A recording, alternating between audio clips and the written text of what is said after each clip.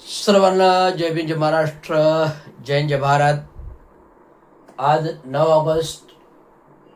August क्रांती दिन.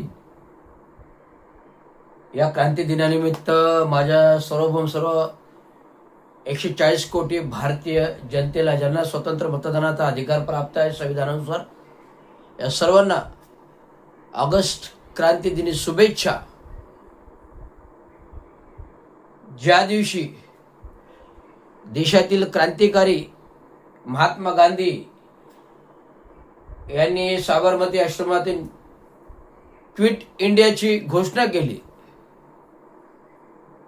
घोषणा करणारे बरोबर होते, घोषणा करणारे विविध क्रांतिकारी होते, पण महत्वाचं म्हणजे महात्मा गांधी सोबत होते.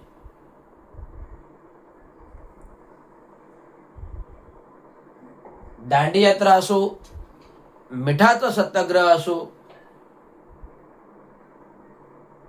का दुर्धर उपोषण असो, स्वतंत्र चळवळीचा, स्वतंत्र मिळवण्याचा मार्ग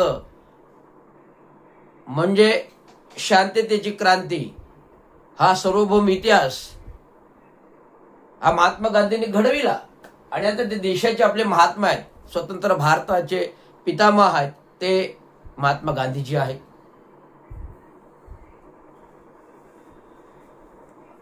ऑगस्ट क्रांती दिनी मी म्हणेन की आजचं वर्तमान स्थितीतली आजादी झूठी है, देश की जनता भूकी है. आजच्या वर्तमान स्थितीपुरतं मी बोलतोय. जो 65 वर्षाचा कालखंड गेला, 66 वर्षाचा, 65-66 जो काही वर्षाचा कालखंड गेला, सार्वभौम पंतप्रधान देशावरती झाले. आणि आता जो काही 14 वर्षाचा,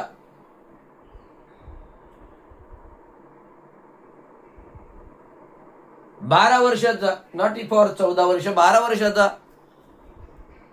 देशावरचं केंद्र सरकार, नरेंद्र मोदीजी, देशातील सार्वभौम केंद्र सरकार नरेंद्र मोदीजी यांचं सरकार, जे देशावरती, यांचं सरकार जे देशावरती राज्य करत आहे, केंद्र सरकार, भारतीय जनता पार्टी, मनोवादी विचार आणि शिवसेना आणि राष्ट्रवादी, शिवसेना एकनाथराव शिंदे, राष्ट्रवादी अजित पवार गटाचं. आता अजित पवारजी या वर्तमान स्थितीमध्ये हयातीत नाही आहेत.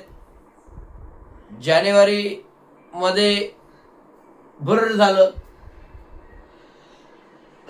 ते सार्वभौम आजच्या 9 ऑगस्ट क्रांती दिनी म्हणेन, अनेक जण बीजेपीचे नेते पोस्ट करतात की 2014 मध्ये नरेंद्र मोदी आले, हीच खरी देशाची आझादी आले. 15 ऑगस्ट ही काही देशाची आझादी नव्हती असं म्हणणारे सार्वभौम मोहन भागवतजी आणि कंगना रनौत हे जे काय हस्तक लोक आहेत, देवेंद्र फडणवीस, कंगना रनौत आणि मोहन भागवत RSS संघ, ज्यांना 100 वर्षाचा इतिहास आहे, कुठलीही मान्यता प्राप्त भारतीय संस्था नाहीये, अस्त्रशस्त्र पूजा करतं, तिरंग्याचा मान नाही, संविधानाचा मान नाही आणि राष्ट्रीय मान्यता नाही, असे सरसंघ चालक भारताच्या स्वातंत्र्यावर बोलतात की 2014 जे आलं ते खरं स्वातंत्र्य. मग त्याच्याबरोबर आता नव्याने निवडून आलेल्या अरुणाचल प्रदेश का नेपाळमधून का अरुणाचल प्रदेश का काश्मीर शिमलामधून जे काही पहाडी घाटीतून निवडून आलेल्या खासदार कंगना रनौत, पहाडी घाटी मतदारसंघातून निवडून आलेले खासदार कंगना रनौत हे म्हणतात 2014 मध्ये खरा देश स्वतंत्र झाला. नरेंद्र मोदी देव आहेत, छत्रपती शिवाजी आहेत, डॉक्टर बाबासाहेब आंबेडकर आहेत, सर्व गुण नरेंद्र मोदींमध्ये आहेत. अरे जर सर्व ऐतिहासिक राष्ट्रीय पुरुषांचे गुण, सर्व ऐतिहासिक राष्ट्रीय पुरुषांचे गुण जर तुमच्या अंगी आहेत, 56 इंच चौडी छाती आहे, त्या सर्व गुण भरलेले आहेत, मग एक्स्ट्रीम फाईल कशी झाली हो? मग एक्स्ट्रीम फाईल का झाली? राज्याच्या मुख्यमंत्र्यांनी तो सवाल आहे. त्यांची 56 इंच छाती आहे, तर तुमची किती आहे? 65 इंची आहे का? त्यांची 56 आहे, तुमची 65 इंची आहे. म्हणून अशोक खरातांसारखं सेक्स स्कॅन्डल होऊन सुद्धा तुम्ही सार्वभौम मुख्यमंत्री पदाच्या कॅबिनेट मंत्रिमंडळात राजीनामे देत नाही. केंद्रामध्ये एक्स्ट्रीम फाईल होऊन तुम्ही केंद्रीय मंत्रिमंडळात राजीनामे देत नाही. शेवटी देशातील नागरिकांना आंदोलन करावं लागतं, सत्याग्रह करावं लागते, क्रांती करावं लागते. आता ते नीट परीक्षा पेपरफुटी प्रकरण घडलं, जे अमेरिकेतून सोशल मीडियाद्वारे आंदोलन छेडलं, ते सोशल मीडियावर हजारो लाईक्स झाल्या आणि ते प्रत्यक्षात रस्त्यावर उतरलं जंतर मंतरवर. 6 जून ते 20 जून, 6 जून ते 20 जुलै, 20 जुलैला लाठीचार्ज झाला. जो लाठीचार्ज आंदोलन घराघरात पोहोचलं, राष्ट्रीय आंदोलन झालं, क्रांती झाली, म्हणून क्रांती झाली. इतिहासात नाव करलो गेलं अभिजित दिपकेचं. अभिजित दिपके सारख्या युवा तरुणाचं इतिहासात नाव करलो. अभिजित दिपके सारख्या युवा तरुणांचं शिक्षित इतिहासात नाव कोरलं गेलं की भविष्यातील विद्यार्थ्यांच्या शिक्षणासाठी एकमेव क्रांतिकारी आंदोलन करून देशाच्या सरकारला आव्हान देऊन धर्मेंद्र प्रधानांच्या राजीनाम्यावर ठाम राहिले. आंदोलन चिघळलं. बाप माणूस आले, खासदार बाप माणूस दिल्लीमध्ये आले. त्याच्यासाठी खासदार शरद पवारजी बाप माणूस दिल्लीमध्ये आले. पंतप्रधान नरेंद्र मोदींना सुप्रिया सुळे भेटले आणि कानमंत्र दिला की युवा तरुणांशी संवाद करा आणि युवा तरुणांचे आंदोलन गांभीर्याने घ्या. एवढंच बोलले. 12 वाजता 22 तारखेला 12 वाजता धर्मेंद्र प्रधानांचा राजीनामा सादर झाला आणि युवा आंदोलन शमलं, विजय झाला. आता अभिजित दिपकेने एवढं आंदोलन केलं तरी सरकार पिछाडीवर येत नव्हतं, राजीनामा देत नव्हतं. बाप माणसाला यावं लागलं आणि बाप माणूस म्हणजे शरद पवार साहेबांना मध्यस्थी यावं लागलं आणि धर्मेंद्र प्रधानांचा राजीनामा द्यावा लागला. ही क्रांती आहे. परंतु अभिजित दिपकेला वाटतं माझ्यामुळे झालं. तो बिलकुल नाही, याला माझा विरोध आहे. अभिजित दिपकेला मी सांगतो, तुम्ही किती आंदोलने केली असती तरी सरकार तुमच्या पुढे नमलं नसतं, शरमलं नसतं, काही वाटलं नसतं. तुम्ही आंदोलन करून मेले जरी असते सरकारला काही फरक नसता पडला. सरकारने तुमची जेलमध्ये तयारी केली होती. सरकारने तुमची जेलमध्ये भरणा करायची तयारी केली होती. तुमच्यावर अनेक आरोप आता होत आहेत. आंदोलनानंतर आरोप करतायत. माहिती अधिकार कार्यकर्ते आहेत, दिल्लीतील आहेत, महाराष्ट्रातील आहेत, अनेक कार्यकर्ते तुमच्यावर आता आरोप करतायत. हे तुमचं आंदोलन बेडगी होतं. ह्याच्यामध्ये कुठेतरी संशयित गोष्ट अर्थक करण्याची आहे. तुम्ही जर हे आंदोलन करता तर कुठल्या बेसिसवर करता, कुठल्या अर्थक कारणावर करता आणि कोणाच्या आधारावर करता, हा संशयित मुद्दा आहे. आणि आंदोलन यशस्वी झालं तशी तुम्हाला गची बाधा आली आणि गची बाधा आल्यावर तुम्ही तुमच्या बापाच्या वयोमानाचं पोलीस इन्स्पेक्टरचं जो गोपनीय ब्रांच आहे तुमच्या घरावर संरक्षणासाठी आहेत त्यांचा अपमान करता. तुम्ही बाहेर निघा बोलता. एस रविराज, महाराष्ट्र म्युनिसिपल कर्मचारी union all over Maharashtra municipal कर्मचारी युनियन, अभियंता असोसिएशन युनियन, स्टेम प्राधिकरण युनियन, परिवर्तन कामगार सेना युनियन, महाराष्ट्र एसटी महामंडळ कर्मचारी युनियन, महाराष्ट्र पोलीस कर्मचारी युनियन वतीने, महाराष्ट्र पोलीस कर्मचारी युनियन वतीने सरकारला आवाहन करतोय की अभिजित दिपकेचं संरक्षण काढा. त्याची तो ट्रॅक चेंज करत चाललाय. हे विद्यार्थ्यांचं आंदोलन आता तो राजकीय करू चाललाय.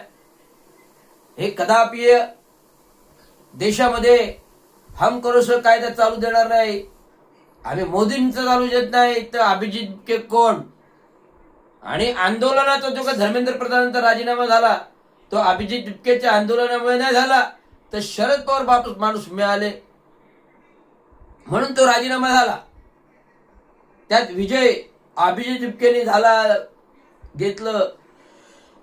आणि काही राज ठाकरे आणि उद्धव ठाकरे जे क्रेडिट घ्यायला आले आणि मुंबईमध्ये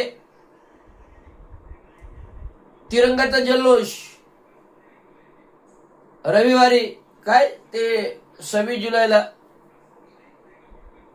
जल्लोष केला, राजकीय व्यासपीठ बनवलं. अरे राजसाहेब ठाकरे उद्धव ठाकरेंनी घोषणा केली नीट परीक्षा विद्यार्थी मोर्चा आंदोलनाची आणि तात्काळ राजीनामा आला असं त्यांनी स्वतःचा प्रचार प्रसार चालू केला. ज्यांचं अस्तित्वच राहिलं नाही ते अस्तित्व शोधायला या विद्यार्थ्यांचा आंदोलनाचा आधार घेऊ लागले. आज देश कुठल्या पातळीतून जातोय, आज राष्ट्र कुठल्या, आज देश कुठल्या पातळीतून जातोय, राज्य कुठल्या अवस्थेतून जातोय, राज्य कुठल्या अवस्थेतून जातोय सरकारला ढिंब मात्र चिंता नाहीये. त्यामुळे सर्व युवा पिढी तरुणांनी सीजीपीचं जे काय आंदोलन आहे तुम्ही विद्यार्थी पुरतं केलं ठीक आहे, परंतु आता राजकीय मुद्दे घेऊन जर तुम्ही याल तर कुठल्याही युवा पिढीचा सपोर्ट मिळणार नाही, कुठल्याही जनतेचा सपोर्ट मिळणार नाही. राजकारण करू नका, सामाजिक भावनेने या, सामाजिक मुद्द्याने या, सामाजिक भावनेने या, सामाजिक मुद्द्याने या. आलात तर आमच्या सरकारचा पाठिंबा मिळेल. आम्ही पण सरकारचे विरोधक आहोत, आम्ही पण अनेक आंदोलन करतो, आम्ही पण आत्मधनापासून ते अर्धनग्न बैठका आंदोलन उपोषण करत आलो करते. 15 ऑगस्टला माझं आंदोलन आहे, 15 ऑगस्टला माझं आंदोलन आहे. सकाळी 7 वाजता झेंडावंदनाच्या दिवशी महानगरपालिका जिल्हा कलेक्टरवर निषेध म्हणून. कारण सरकार जे काही करतंय हे निरर्थक करतंय. सरकार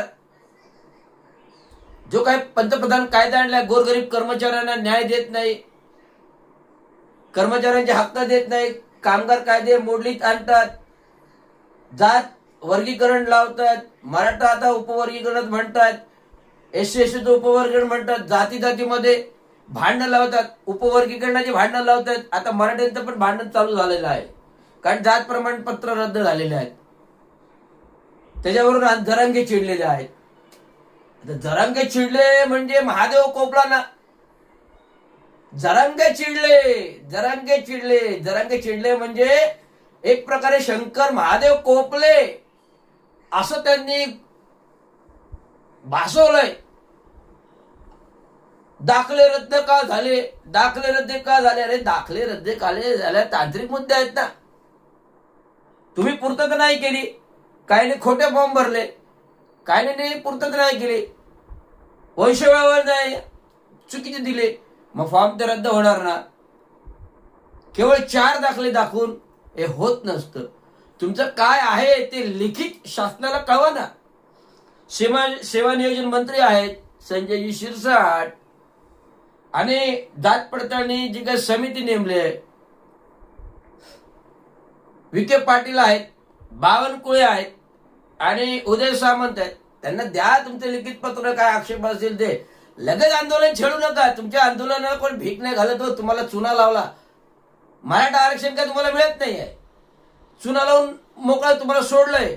मुंबईमध्ये या नाही तर हिमालयात जाऊन बसा.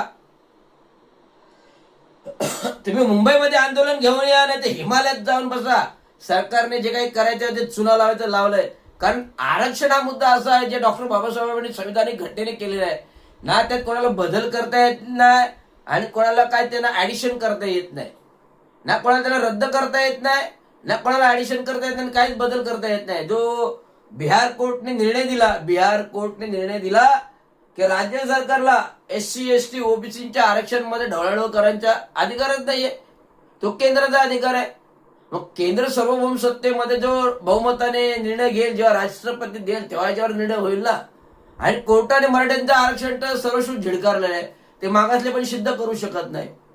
त्यामुळे जे काही सरकारने एकनाथराव शिंदेने तुमची सहानुभूतीची भूमिका घेऊन एकनाथराव शिंदेने तुमच्यासाठी एकनाथराव शिंदेने तुमच्यासाठी सहानुभूतीची भूमिका घेऊन तुम्हाला जे ESW काय ते आरक्षण नवी मुंबई वाशीच्या याच्यावर तुमचा मोर्चा आला तेव्हा दिलं 10% त्याचा वापर करून तुम्ही घेताय ना आरक्षण.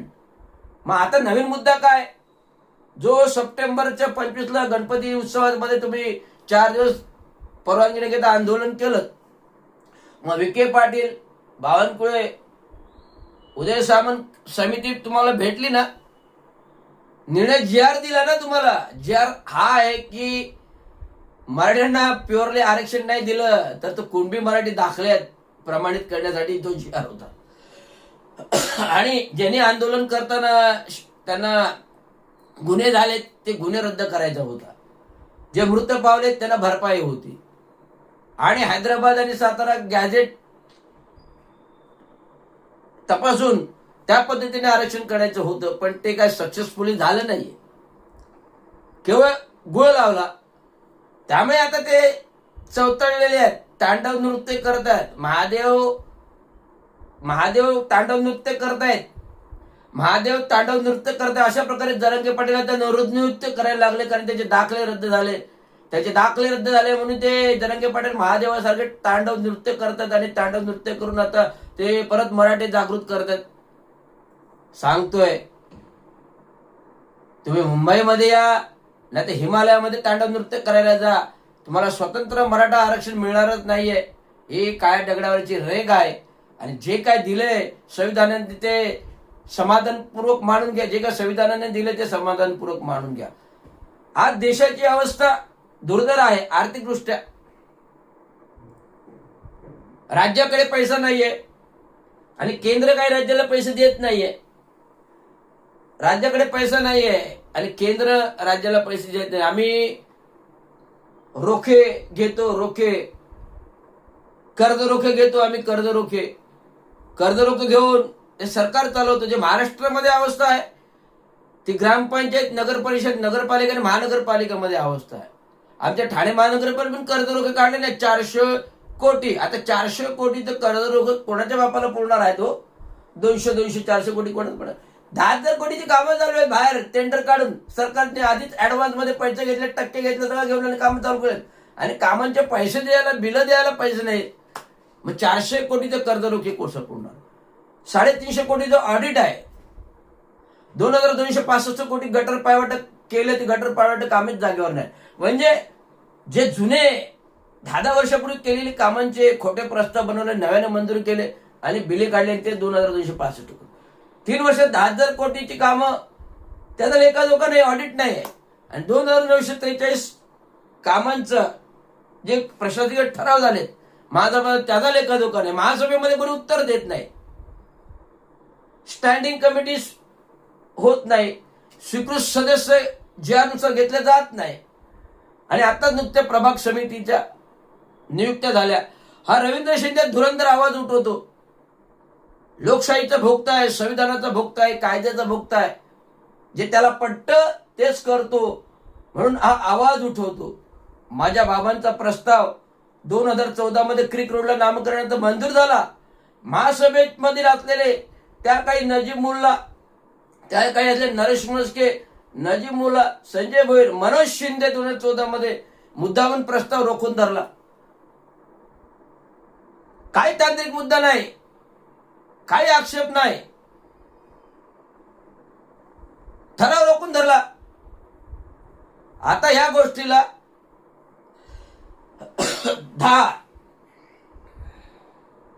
2015 12 वर्ष झाली. जेव्हा मी आत्मधनाचा इशारा दिला मागच्या आंदोलनाच्या उपोषणाच्या वेळेस, तेव्हा तो प्रस्ताव हल्ला आणि आता नवळपाडा समितीमध्ये. आता महासभेमध्ये मागील महिन्यामध्ये मनोज शिंदे जे नगरसेवक आहेत, शिवसेनेमध्ये आहेत, पूर्वी काँग्रेसमध्ये होते, आता शिवसेनेमध्ये.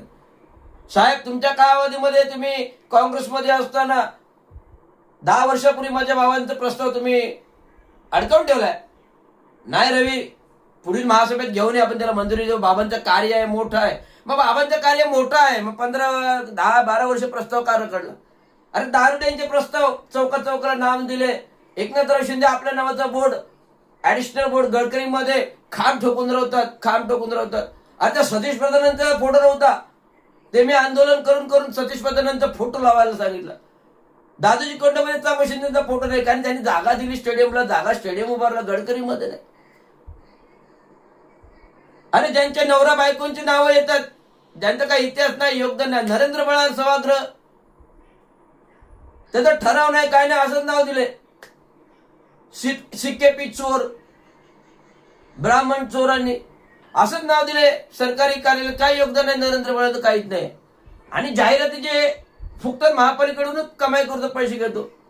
ठाणे महोत्सव आपलं नाव करत दिले, कशाच्या अर्थाने दिले? जर तो जाहिरातीचे पैसे नाही सोडत, जाहिरातीचा घेतो, ठाणे महानगरपालिकेतून जाहिराती घेतो, जाहिरातीचे पैसे नाही सोडत, तर तुम्ही नाव का दिले? रद्द करा. नगरपालिका असताना सर्व राष्ट्रीय पुरुषांचे फोटो होते, आज एकही सभागृहामध्ये फोटो नाही राष्ट्रीय पुरुषाचा. का नाही? लावा, नाही तर नरेंद्र बल्लाळांचे फोटो काढून टाका. हे माझं मागणे आहे. आज 9 क्रांती दिनी बोलताना सांगतो, कामगारांची घरं तुटली गेली, 15 वर्ष झाली, अजून कामगारांच्या घरांचं काम चालू होत नाही, ते चालू करा. बाबांचं नामकरण ठराव करा. आणि नियम बाह्य चार्ज दिलेले आहेत ते तात्काळ रद्द करा. 2 वर्षाची कालमर्यादा आहे. शासन अध्यादेशानुसार ते रद्द करा. मी शासनाला भेटून आलोय, युडी मध्ये जाऊन आलो. युडी बोलले महापालिकेला अधिकार आहे, ते करा. कामाला उपोषणाला करायला लावते, कामाला उपोषणाला बसायला लावताय. आम्ही 61 पार आहे. 61 पार असताना देखील तारुण्यासारखं रक्त अंगात सळसळते, कारण तुमचे मुद्देच क्रांती करण्यासारखे लावतायत. जी क्रांती मी करतोय, आज 9 ऑगस्ट क्रांती दिन आणि क्रांती प्रेरणासारखं मी तुमच्याशी बोलतोय, हे का करायला लावता? भारतीय संविधान घटना देणारे आमचे महामौनी विश्वभूषण डॉक्टर बाबासाहेब आंबेडकरांनी आम्हाला सर्व काही दिलं. हे बाबांचं मरणोत्तर गौरव पुरस्कार आहे. डॉक्टर बाबासाहेब आंबेडकर यांच्या हयातीत पाहणारे दिवस कामगार, ते चांगो शिंदे त्यांच्या मार्गाने कामगार चळवळ घडणार, आंबेडकर चळवळ घडणार आहे. चांगो शिंदे आहे, त्यांना धुरंधर पुढे नेणारी माझी आजी सुंदराबाई सकाराम शिंदे होत. माझी आई सफाई कामगार, तिचं योगदान आहे. माझी आई सफाई कामगार, तिचं योगदान आहे ना. बाबांना साथ म्हणजे तिथं नगरपालिकेलाच योगदान झालं, सफाई कामगार, हे सगळं आहे. म्हणून मी सांगतोय, 15 ऑगस्टला सकाळी 7 वाजता झेंडावंदनाच्या दिवशी अर्धनग्न उपोषण ठाणे महानगरपालिका होती. धन्यवाद.